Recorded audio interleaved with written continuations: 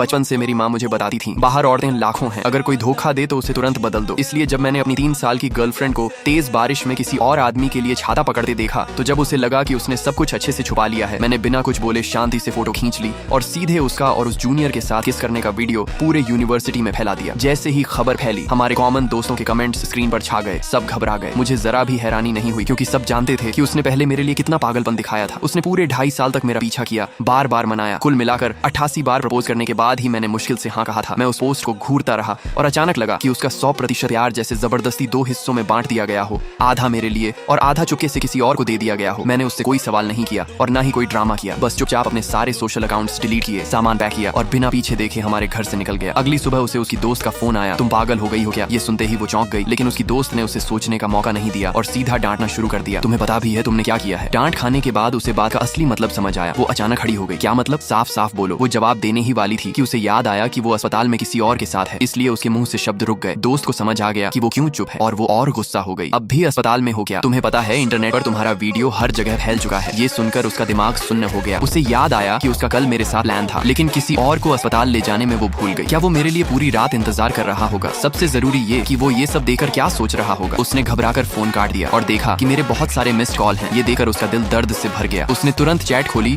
और मुझे कॉल करने की कोशिश की, लेकिन तभी उसके साथ वाले ने उसका हाथ पकड़ लिया और कहा, क्या तुम मेरे साथ रह सकती हो? उसने बिना कुछ कहे उसका हाथ झटक दिया। उसे बताया गया कि अगर वो तय समय पर नहीं पहुंची तो मैं नाराज हो जाऊंगा, लेकिन उसे वो पल याद आया जब मैंने उसकी जान बचाई थी और वो खुद को समझाने लगी कि ऐसा कुछ नहीं होगा। समय बीता गया, मैं खाली कुर्सी को देखा रहा। 10 मिनट, फिर 10 मिनट, लेकिन वो नहीं आई। 1 घंटा बीत गया था। थोड़ा दुख हुआ, लेकिन ज्यादा नहीं। मैं सामने मिलकर रिश्ता खत्म करना चाहता था, लेकिन उसने मौका नहीं दिया। इसलिए मैंने सोशल मीडिया पर सिंगल होने का पोस्ट डाल दिया। कुछ ही मिनटों में फिर से हंगामा मच गया, लेकिन मैंने ध्यान नहीं दिया और सीधे एयरपोर्ट चला गया। मैंने ड्राइवर को वापस भेज दिया और फोन बंद करके फ्लाइट में बैठ गया। 3 घंटे बाद वो अस्पताल से निकली, लेकिन तब तक उसे मेरे सिंगल होने की खबर मिल चुकी थी। उसने मेरा प्रोफाइल खोला, लेकिन उसे ब्लॉक या डिलीट कर दिया गया था। उसने बार बार कॉल किया, लेकिन हर बार सिर्फ ठंडी मशीन की आवाज आई। उसे समझ नहीं आ रहा था कि क्या हो रहा है। ऐसा लग रहा था जैसे उसकी दुनिया ही बदल गई हो। जब वो उस जगह पहुंची जहां मैंने बुलाया था, तो उसने हर जगह देखा, लेकिन मैं वहां नहीं था। ये वही कैफे था जहां हम अक्सर मिलते थे। हर जगह उसे मेरी यादें दिख रही थी, लेकिन सब कुछ पल में खत्म हो गया। स्टाफ से पूछने पर पता चला कि मैं 2 घंटे बैठकर चला गया। वो समय देखती है तो समझ आती है कि मैं समय पर आया था और 1 घंटा इंतजार भी किया था। इस 1 घंटे में मैंने क्या सोचा होगा, ये सोचकर उसका दिल कांप गया। वो समझ गई कि मैं सच में गुस्से में हूँ। वो रोने लगी और बार बार कॉल करती रही, लेकिन कोई जवाब नहीं मिला। दोस्त के आने के बाद भी हालत नहीं सुधरी। उसे एहसास हुआ कि उसने बहुत बड़ी गलती की है। वो खुद को दोष देने लगी। उसे याद आया कि कैसे वो पहले सिर्फ उसी से प्यार करती थी, लेकिन धीरे धीरे किसी और के आने से उसका ध्यान भटक गया। अब उसे अपनी गलती का एहसास हो रहा था, लेकिन बहुत देर हो चुकी थी। घर पहुंचकर भी वो मुझसे नहीं मिल पाई, क्योंकि मैं जा चुका था।